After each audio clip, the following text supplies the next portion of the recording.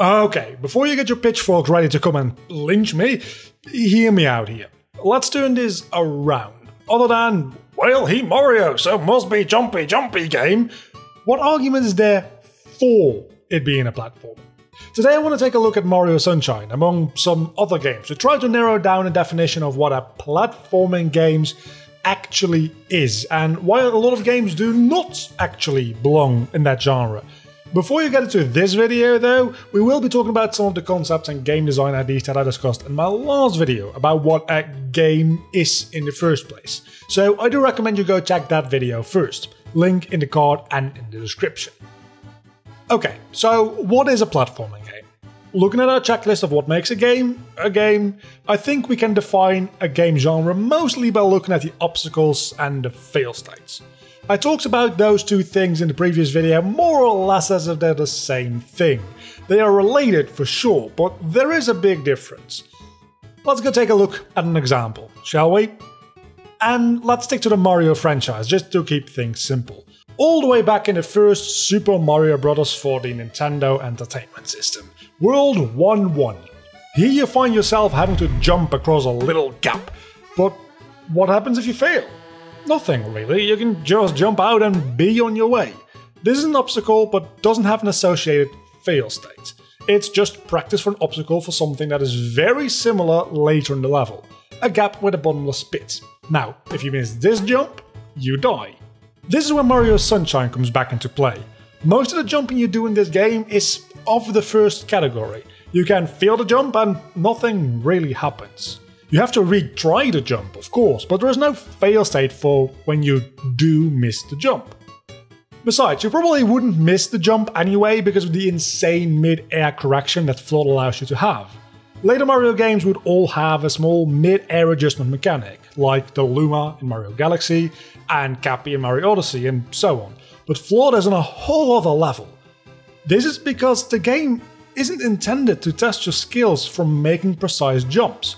It's designed for you to explore the world you find yourselves in and see how you can interact with your surroundings in order to get a shine in any given level, which sounds a lot more like an adventure game like Zelda than it does a platforming game like the original Mario games. Matter of fact, the chance that you die in a 3D Zelda game from missing a jump are probably bigger than a Mario Sunshine, because in Zelda you'll have to deal with fall damage. So this means that, yes, the obstacles between you and the win state, in this case the shines, do require jumping, but they don't involve any sort of fail states. Unlike, within the same game, the sections where Flood gets taken away from you, meaning you suddenly have no more error for jumps at all, and if you miss a jump, it results in instant death. These are platforming levels, and the fact that they are included in this game really does go to show you how the rest of the game doesn't really have that much to do with platforming. These levels are often compared to a very similar looking levels in the indie 3D platformer masterpiece that is A Hat in Time, and that is no coincidence. Aside from some stylistic choices, this is the only thing it takes for Mario Sunshine to be used in this platforming game, because it is the only real platforming element to even find within Mario Sunshine. Even with this one game, we can see a huge difference in gameplay design between what is truly a platformer and what is an action-adventure game with a jumping protagonist. They feel much more at home in a much more technical game like A Hat in Time, where the controls and the mechanics around the jumping are so much more well developed and more responsive to either controls, however you want to call it. Because this game was made to be a platformer. I hope you're starting to see my point. Looking at both the control schemes and the core gameplay loop, Mario Sunshine is a game with platforming elements, for sure, but A Hat in Time is a platforming game. This all isn't to say that I think Mario Sunshine is a badly made game. It's awesome. And I certainly don't mean to say that I don't think it's a platformer just because it's easy. I feel another segue to an example come in. Do you feel it too? Yeah, it's example time. Rayman! Not the first game, because number one, it's a BS game, and more importantly, it's 2D. No, I want to talk about Rayman 2 and Rayman 3, because much like the 3D Mario series, I think one of these games is a platformer, while being easy, and the other one is a little bit more difficult, but largely not a platforming game. Can you guess which one is which? Leave a comment below. I'm genuinely curious to see if I've made my point well enough by now that you guys can come up with the answer on your own. So, in both Rayman games you have a health bar. Failing a jump will result in you losing some health, most of the time, as does getting hit by enemies. The difference is, in Rayman 3, your loss of health comes due to fall damage, which is very easy to negate with the helicopter ears ability. Where in Rayman 2, your loss of health is often due to the floor being lava. Literally, or some kind of other hazard. The result might be very close to being the same, but the design philosophy behind the levels is way different, and as such, your gameplay experience will also be very different. To compensate from this lack of damage from jumping-based failures, Rayman 3 introduces a lot more enemies, and a lot more different kinds of enemies to go along with power-ups. The game is a lot more focused on combat than its predecessor, both in the amount but also in the depth of the combat system. And the jumping becomes more of a part of the general movement through the scenery, which just so happens to be vertical sometimes, rather than jumping being an actual challenge you're trying to overcome. The fact that you can jump in a game doesn't make it a platformer. I would very much like to talk about a whole list of different games that may or may not be defined as 3D platformers, but since this video would be an hour long if I did, let's limit ourselves to just one more example to look at.